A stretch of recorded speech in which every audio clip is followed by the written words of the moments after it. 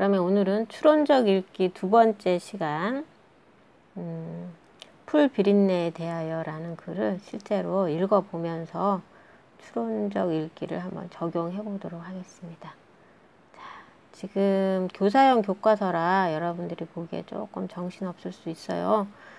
하지만 어쨌든 요거밖에 방법이 없었습니다. 그래서 뭐 장황하게 설명하려면 뭐 한도 끝도 없고, 그래서 다시 한번 양해를 여러분에게 구하면서 시작해 보도록 하겠습니다. 자, 글은 크게 처음, 중간, 끝으로 이렇게 처음, 중간, 이제 나중에 끝 이렇게 나옵니다. 자, 그러면 처음부터 한번 보도록 하죠. 광주 비엔날레에서, 광주 비엔날레면 미술 전시회 같은 겁니다. 비교적 큰 전시회죠. 광주 비엔날레에서 태국의 수라시 쿠솔롱이라는 작가가 전시를 한 거죠. 미술 작품을 전시를 했는데, 작가의 그 감성적 기계라는 작품을 본 적이 있다. 자, 우리가 글을 쓸 때 처음 시작하는 게 제일 어려울 수 있어요. 근데 조금 쉽게 시작하는 방법 중에 하나가 어떤 경험을 제시를, 좀 특별한 경험이라고 할까요? 그런 걸 제시하면 아무래도 독자의 어떤 흥미를 유발할 소지가 좀 있죠. 그래서 이 글에서도 광주 비엔날레 그 얘기를 이제 처음 서두로 하고 있습니다. 자, 이 작품은 1965년형 자동차에서, 굉장히 구형 자동차네요. 엔진과 핸들, 타이어, 세시 등을 완전히 제거하고 그 차체를 뒤집어서, 차를 완전히 뒤집어 가지고 그네 침대로 설치한 겁니다. 여기 그림에 보면 이렇게 나와 있네요. 그죠? 요거 차를 완전히 뒤집어 가지고 이렇게 여기에 이제 사람이 앉아서 그네처럼 탈 수 있도록 그렇게 만든 것 같습니다. 자, 그래서 그네 침대로 설치한 것이다. 그네 옆에는 타이어를 비롯한 부속을 재활용해서 만든 의자들이 놓여 있었다. 차체로 만들어진 그네 침대 속에서 아이들이, 그러니까 이 필자의 아이들이 있나 봐요. 아이들이 텔레비전을 보고 있는 동안 나는 타이어를 쌓아 만든 의자에 걸터 앉아 그 감성적 기계를 바라보았다. 흔히 달리는 무기라고 불리는 자동차. 왜 달리는 무기라고 합니까? 이 차가 굉장히 위험한 물건이잖아요. 그래서 달리는 무기라고 불리는 자동차가 완전히 해체됨으로써 새로운 용도로, 여기에서 새로운 용도라는 거는 차가 아니라 어떤 그네, 휴식을 취할 수 있는 공간으로 새롭게 변신을 한 거죠. 그죠? 이렇게 거듭난 모습은 예술 고유의 전복성을 보여줄 뿐 아니라, 전복하다라는 게 무슨 얘기입니까? 완전히 뒤집어 버리는 거죠. 그러면 예술이라는 것은 어떻게 보면 평범한 일상적인 거를 완전히 다른 시각으로 바라볼 수 있게, 새로운 시선을 갖게 해주는 게 예술의 원래 중요한 기능이잖아요. 그죠? 그래서 예술의 중요한 특성 중에 하나가 이 전복성입니다. 뭔가를 거꾸로 완전히 180도 다르게 제시해 주는 거. 그러니까 이 차를 새로운 어떤 기능으로 만든 거잖아요. 그래서 예술 고유의 전복성을 보여줄 뿐 아니라 자동차에 대한 생각을 곱씹어 보게 했다. 곱씹어 보게 했다. 이런 거, 곱씹어 본다, 이런 거를 두 글자로 뭐라고 하면 좋을까요? 곱씹어 본다, 깊게 생각한다. 자, 두 글자, 한자어로 이런 걸 뭐라고 합니까? 사색이라고 하죠. 사색. 사색하다, 깊게 생각을 해보는 겁니다. 그래서 그 다음부터, 자, 이제 중간 부분이 나오는데, 이 중간 부분부터 이 사람의 어떤 사색적인 그런 내용이 나옵니다. 자, 보도록 하겠습니다. 자, 그 무렵, 그 자동차, 비엔날레에서 그 예술가가 만든 그 뒤집어진 차를 볼 때, 그 무렵 나는 초보 딱지도 떼지 않은 상태여서, 초보 딱지라는 건 운전면허를 땄는데 이제 초보인 거죠. 아직 운전을 많이 안 해본 그런 사람인데 떼지 않은 상태여서 자동차가 주는 편리와 불안을 아주 예민하게 느끼고 있었다. 편리하기도 하지만 뭔가 좀 운전하기엔 불안한 그런 상태에 있었다는 거죠. 면허를 따놓고 5년이 넘도록 차를 살 생각이 별로 없었다. 그러니까 차가 아예 없었네. 면허만 따놓고. 그런데 이제 결국은 사람은 선생님도 차를 장시간 이제 안 타려고 하다가 결국은 타게 됩니다. 사람은 나이 들면. 자, 그런데 이분은 이제 특별히 그 아이들이 생기면서 차를 이제 운전하지 않을 수 없는 그런 상황이 된 것 같아요. 아이들을 데리고 객지로 이사한 후로는 하나부터 열까지 내 손으로 해결해야 했고, 그러니까 어떤 시골이나 이런 데로 가면 결국은 차가 필요할 수밖에 없죠. 뭐 도시에 있으면 뭐 서비스를 부탁하거나 돈으로 좀 해결할 수 있지만 이제 이 시골에 가면 자기 손으로 직접 해결해야 됩니다. 그러다 보면 이제 차가 필요한 거죠.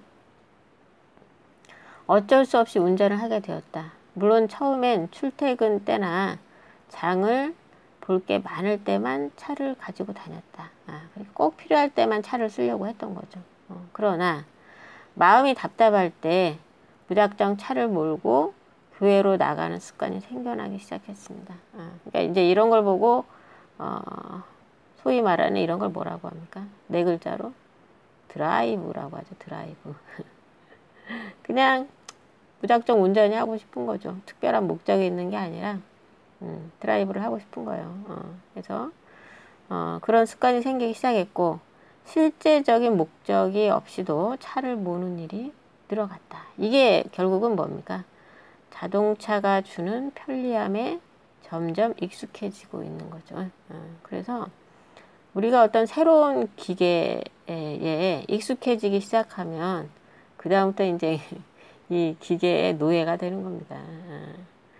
인간이 차의 그 편리함에 익숙해지면 차의 노예가 되면 이제 어떻게 되는 겁니까? 비싼 차를 주고 사야 되고 차 관리해야 되고 세차해야 되고 차 수리해야 되고 뭐 그 차를 유지하기 위해서 또 엄청나게 또 노동을 해야 되고 차의 노예가 되는 거죠. 그래서 우리가 이제 그 도시에서 여러 가지 기계들이 생기잖아요. 그리고 여기에 일단 우리가 익숙해지기 시작하면 이제 우리는 말려들기 시작한다. 그렇게 봐야 되겠죠. 어쨌든 실제적인 목적 없이도 차를 모르는 일이 늘어갔다. 그런데 요게 조금 더 깊이 들어간 겁니다. 깊이 들어가서 이제 그 사람이 왜 이렇게 사람이 차들을 좋아할까? 좀 깊이 있게 생각을 하는 거예요. 자, 그게 뭐냐? 누구의 방해도 받지 않고 차 안에 있으면 자기 혼자 대부분 타잖아요. 물론 가족이 있을 때도 있지만 어쨌든 딱 나만의 공간이 생기는 거거든요. 그래서 뭐 결혼한 사람들이 집에 이제 가족들이 있고 항상 가족들과 북적북적 살아가지만 일단 차를 딱 혼자 타면 그때부터는 완전히 자기만의 어떤 성 안에 있는 그런 어떤 감정을 느끼는 거거든요. 그러니까 누구의 방해도 받지 않고 나를 어디로든 데려다 줄 수 있는 밀폐된 공간, 뭔가 안정감을 느낄 수 있는 그런 공간에 조금씩 길들여져 갔다. 그러니까 자, 요 얘기는 자동차의 밀폐된 공간에 주는 어떤 아늑함, 그런 거에 하나씩 길들여져 가는 거예요. 익숙해져 가고 그런 상황이 되었다라는 거를 이제 얘기를 해주고 있습니다. 자, 그러면서 이제 조금 더 깊이 들어갑니다. 조금 더 깊이. 왜 이렇게 인간들은 차를 좋아할까? 그거에 어떤 그 속에 숨겨진 깊은 심리를 이제 파악을 해보는 거예요. 스웨덴의 생태학자인 에민 탱스템은 자동차라는 물건이 이게 이 사람이 굉장히 깊이 있게 분석을 한 겁니다. 자, 뭐라고 했느냐? 자기 자신의 영토 안에 머물고자 하는 의지와 이 영토 밖으로 움직일 필요성을 동시에 충족해준다. 자동차라는 물건이. 이해가 되겠습니까? 자동차 안에 있으면 자기만의 공간이 딱 생기잖아요. 자기 자신의 영토 안에 머물고자 하는 의지와 그 다음에 그 차를 타고 이 밖으로 막 나다닐 수 있잖아요. 근데 그런 것도 하고 싶어요. 그죠? 근데 안정된 밀폐된 자기만의 공간 안에 있으면서 또 다른 어떤 영토 밖으로 나갈 수 있게 만들어 줄 수 있는 도구. 이건 자동차밖에 없잖아요. 자유롭게 달릴 수 있게 해주는 거. 그죠? 그렇기 때문에 이거를 동시에 충족해 주는 게 바로 이 자동차라는 물건인 거죠. 그러니까 이거는 비행기나 버스하고도 좀 다른 거죠. 기차와도 다른 자동차만이 갖고 있는 독특한 어떤 특성을 심리적으로 굉장히 깊이 있게 분석을 한 겁니다. 스웨덴의 생태학자인 에민 캥스텀이 이렇게 탱스름이 이렇게 분석을 해봤어요. 자, 이렇게 라고 말한 바 있다. 현대인들이 자동차라는 아늑한 자궁으로부터 아늑한 자궁. 자궁은 엄마 뱃속에 있는 게 자궁이잖아요. 그러니까 이거는 어떤 비유적인 표현이죠. 비유적인 표현. 우리 인간은 자궁 안에 있을 때 가장 편안함을 느낀다고 하죠. 심리적으로. 그래서 여러분 갓 태어난 아이가 대부분 울죠. 안 우는 애는 거의 없습니다. 그 우는 이유는 왜 우느냐. 편안한 엄마 뱃속에 있다가 밖으로 나오니까 뭔가 불편한 거예요. 불쾌하고. 그래서 우는 거라고 합니다. 애기들이. 근데 이제 수중분만하는 사람도 있대요. 물속에서 아기를 낳을 경우에는 애들이 안 운다는 그런 얘기가 있더라고요. 수중분만. 한때 수중분만이 유행했는데 요새는 또 이제 어떤 위생상의 문제 이런 것 때문에 또 좀 시들해진 것 같긴 합니다. 어쨌든 현대인들이 자동차라는 아늑한 자궁, 이 자동차가 어머니 뱃속에 있는 듯한 그런 아늑하고 편안한 그런 느낌을 준다는 거죠. 그래서 현대인들이 자동차라는 아늑한 자궁으로부터 잠시도 떨어지고 싶어하지 않는 것도 바로 이 모순된 욕망. 자, 왜 모순된 겁니까?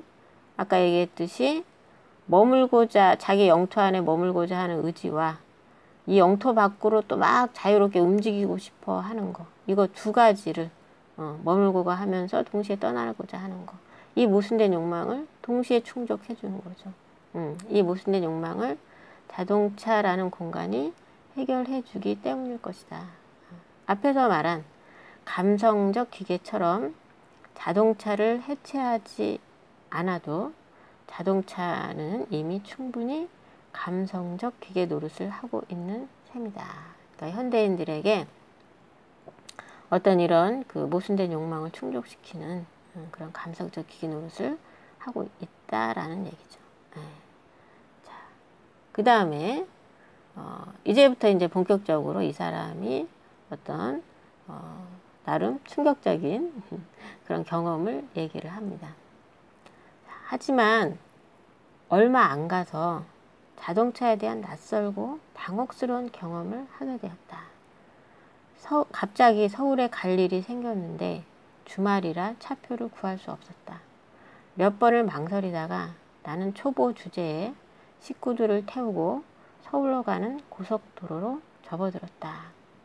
긴장을 해서인지 무사히 서울에 도착해서 일을 보고 난 다음 날 밤에 광주로 내려올 수는 있었다. 그런데 밤에 고속도로를 달리다 보니 차창에 무언가 타닥타닥 부딪히는 소리가 났다. 자, 이 타닥타닥 부딪히는 소리가 뭐냐? 여기 밑에 나와 있듯이 이 차가 달리는데 풀벌레들이 그 차에 부딪히는 거죠. 풀벌레들이 차창에 부딪히는 소리입니다. 근데 이제 그때 당시에는 이 사람이 몰랐던 거죠. 처음엔 그저 속도 때문에 모래 알갱이 같은 게 튀는 소리려니 라고만 생각을 했던 겁니다. 자, 그랬는데 다음날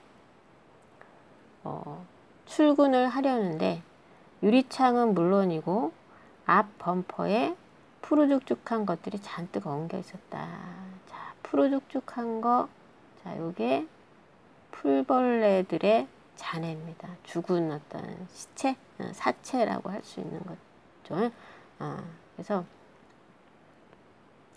우리 제주도에도 뭐 가끔 운전하고 가다 보면 고양이 죽은 경우 많이 발견하고 가끔 개도 보고 어떨 때는 고라니도 봐요.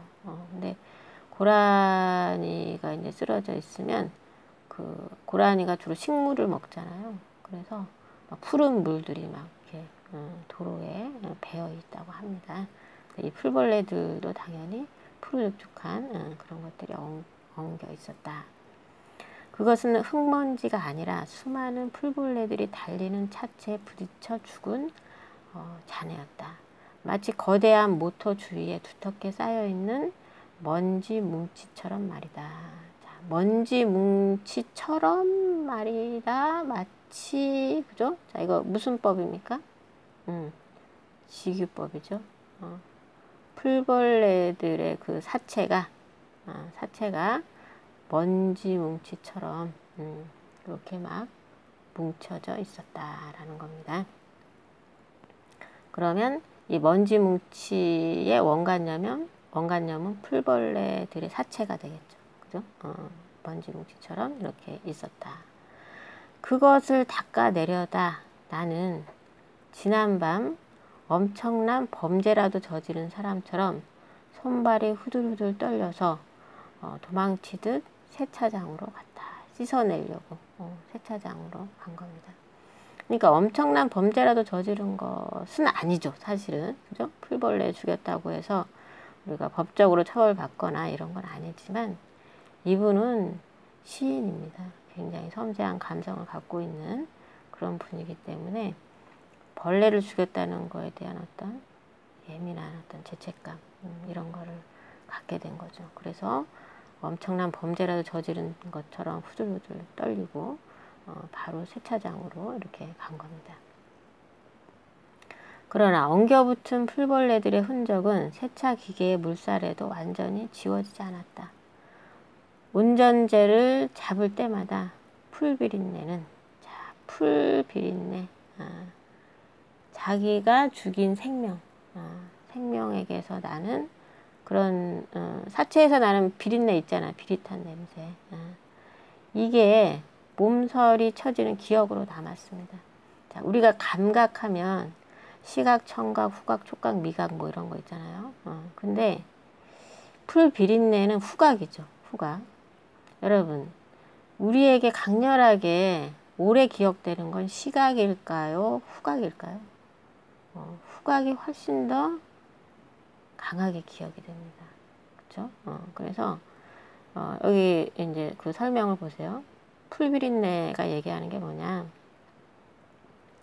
충격적인 경험을 후각적 이미지를 활용하여서 선명하게 제시하고 있습니다. 그래서 시각적인 것보다 이 냄새에 대한 기억은 훨씬 더 강렬하게 우리에게 남아있다라는 거죠. 그래서 이 풀비린내는 몸서리 쳐지는 기억으로 남았고 나는 손을 씻고 또 씻었다. 자, 손을 씻었다라는 행위, 이 행위를 우리가 왜 이런 행위를 했을까 추측을 해보면 결국은 뭐 때문이다? 죄책감 때문이다. 그죠? 죄책감. 이 죄책감에서 벗어나고 싶은 마음 때문에 손을 씻고 또 씻었다. 이렇게 되는 거죠. 그러니까 실제로 뭐 운전대를 잡고 이렇게 간 거기 때문에 뭐 풀벌레들의 사체가 본인 손에 묻은 건 아니죠. 그죠? 근데 여기서 손을 씻고 또 씻었다라는 건 어떻게 보면 좀 상징적인 의미라고도 할 수 있습니다. 그죠? 죄책감을 나타내는 그런 상징적인 어떤 행동이다. 이렇게 볼 수가 있습니다. 자, 그 다음 넘어가서 보겠습니다. 자, 시속 100km 정도의 속력에 그렇게 많은 풀벌레가 짓이겨졌다는 것도 믿기 어려웠지만 이런 살상의 경험을, 자, 이게 중요한 얘기죠. 이런 살상의 경험을 모든 운전자들이 초경처럼 겪었으리라는 사실이야말로 나에게는 예상치 못한 충격이었다. 그러면 이런 정도의 고양이를 치기도 하고 동물을 치기도 하고 심지어 사람을 치기도 하는 게 이제 운전자들이 그렇게 하는데, 이 풀벌레 정도 이렇게 죽이는 거는 모든 운전자들이 거의 경험하지 않았을까. 이것이야말로 나에게는 예상치 못한 충격이었다라는 거죠. 그래서 초경처럼 겪었다.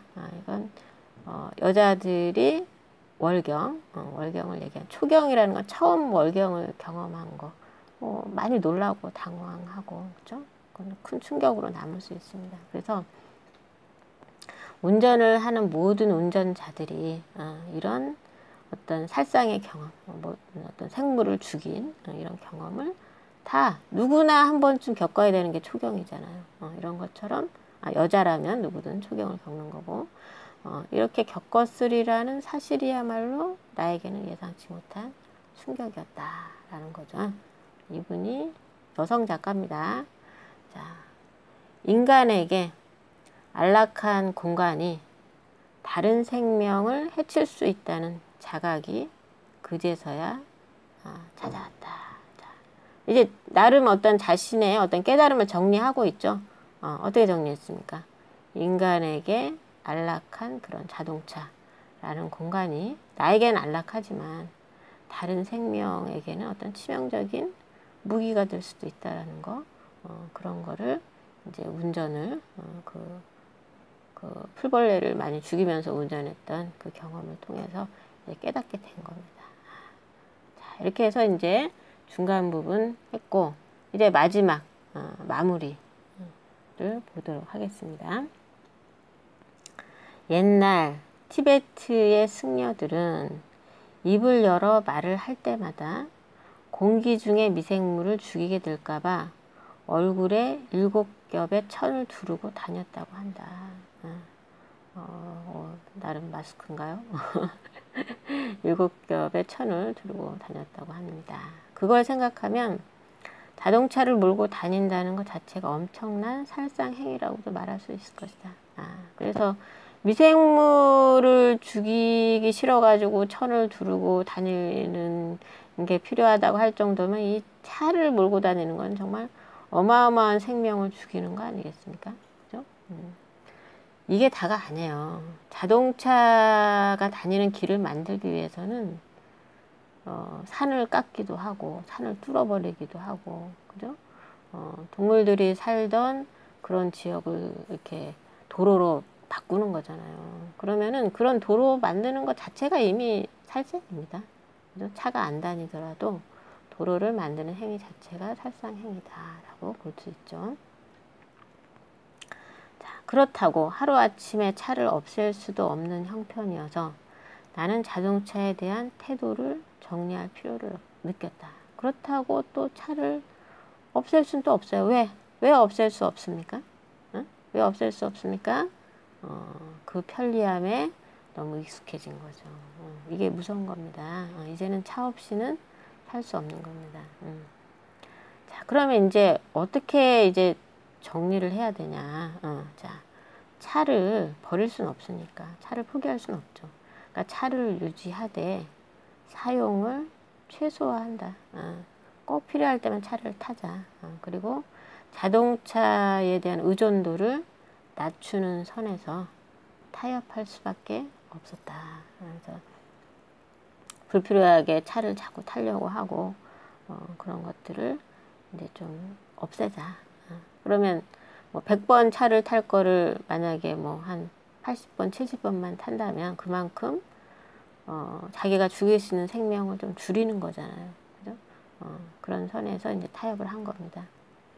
그리고 그 감성적 기계의 편안함에 길들여지려는 순간마다 그것이 풀비린내뿐 아니라 피비린내를 불러올 수도 있다라는 자각을 잊지 않으려고 한다. 피비린내라는 건 뭘 얘기하겠습니까? 풀벌레뿐만이 아니라 다른 어떤 생명, 심지어 사람까지도 해할 수 있다라는 거, 그런 걸 잊지 않으려고 한다는 거죠.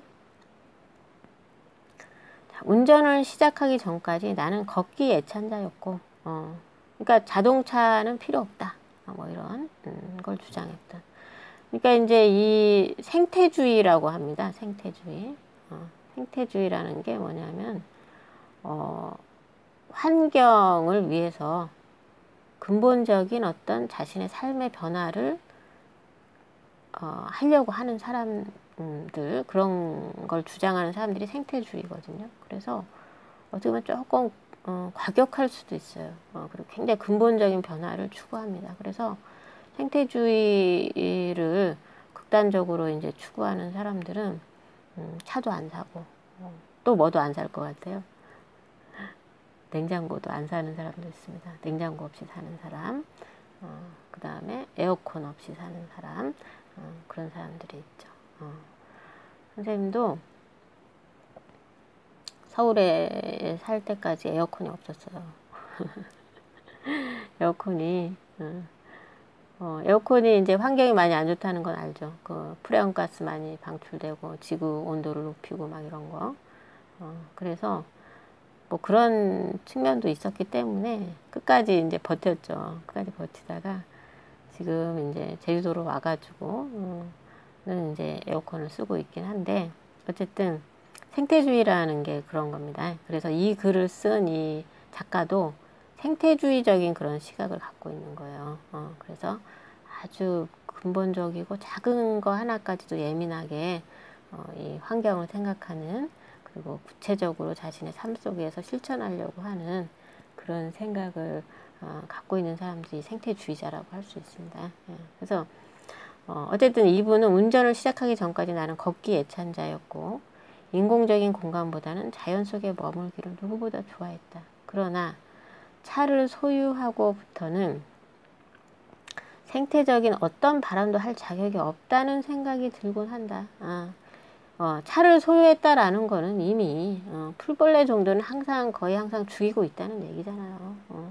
그렇기 때문에 내가 무슨 생태적인 어떤 걸 주장할 수 있겠느냐. 난 자격이 없다라는 그런 생각을 하게 되는 거죠. 그죠? 그러니까 차 자체가 차를 몰고 다니는 것 자체가 어떤 생명을 죽일 수밖에 없기 때문에 생태적인 어떤 발언도 할 수가 없다라는 겁니다. 자, 차를 소유하되 그에 종속되지 않는다는 것. 차를 소유하되 그에 종속되지 않는다는 것. 자, 이게 가능할 수 있을까요? 차를 소유하면 점점 그 편리함에 길들여지고 그러다 보면 종속되지 않을 수가 없거든요. 그죠? 그렇기 때문에 이런 아슬아슬한 줄타기가 앞으로 얼마나 지속될 수 있을지 모르겠다.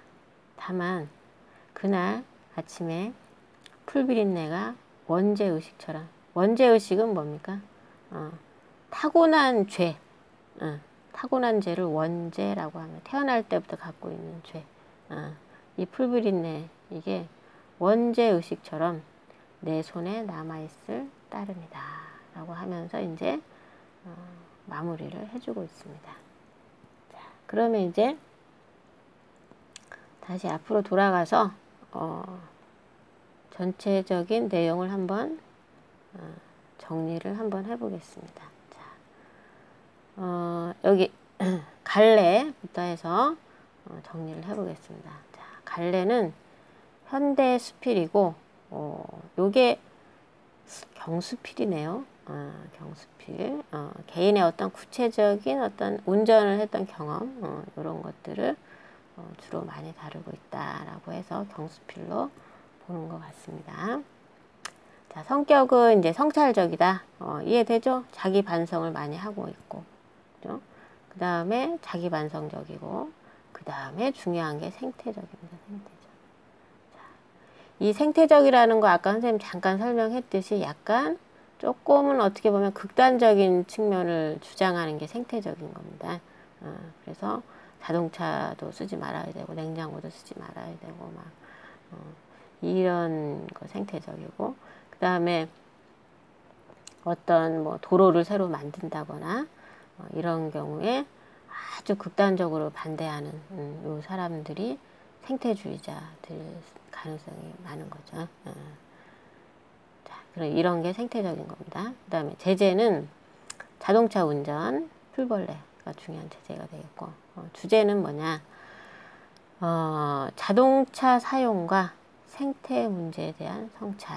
자, 여기서 현대인들의 정말 필수품이라고 할 수 있는 게 자동차잖아요. 근데 이 자동차가 그 자체로 어떤 생태 문제에 굉장히 치명적인 어떤 문제를 끼친다라는 거, 이거를 이제 이 글이 잘 보여주고 있는 거죠. 자, 그러면 이제 특징을 3가지만 정리한 거를 보겠습니다. 자, 첫 번째, 필자의 경험과 성찰을 바탕으로 생태 문제에 대한 고민을 드러내고 있습니다. 자, 여러분, 이 생태라는 단어 주의해서 봐주세요. 생태 여러 번 제가 선생님이 강조했습니다. 그다음 두 번째, 자동차에 대한 새로운 관점을 제시함으로써 독자에게 성찰할 수 있는 동기를 부여했다. 새로운 관점? 요거는 아마 이 초반에 자동차에 대해서 좀 깊이 있게 성찰한 부분 있죠. 여기서 보면 이 부분일까요? 자기 자신의 영토 안에 오고자 하는 의지와 이 영토 밖으로 움직일 필요성을 동시에 충족해준다. 왜 현대인들이 자동차에 빠져드는가? 그런 어떤 심리적인 문제를 나름 어떤 새로운 관점을 제시했다라는 거, 그런 거를 얘기한 것 같습니다. 자, 그 다음에 3번째는 각종 비유와 무슨 여기 보면 어떤 무슨 뭉치라고 했죠. 그 잔해 뭉치, 이렇게 먼지 뭉치 같은 그런 풀벌레의 사체, 그 다음에 예시, 다양한 예시 등 다양한 방법으로 필자의 정서를 효과적으로 제시하고 있습니다. 그래서 이렇게 이제 풀비린내에 대하여를 정리를 해봤습니다. 그래서 자, 오늘은 여기까지 하고 다음 시간에 학습 활동을 해보도록 하겠습니다. 자, 모두 수고하셨습니다.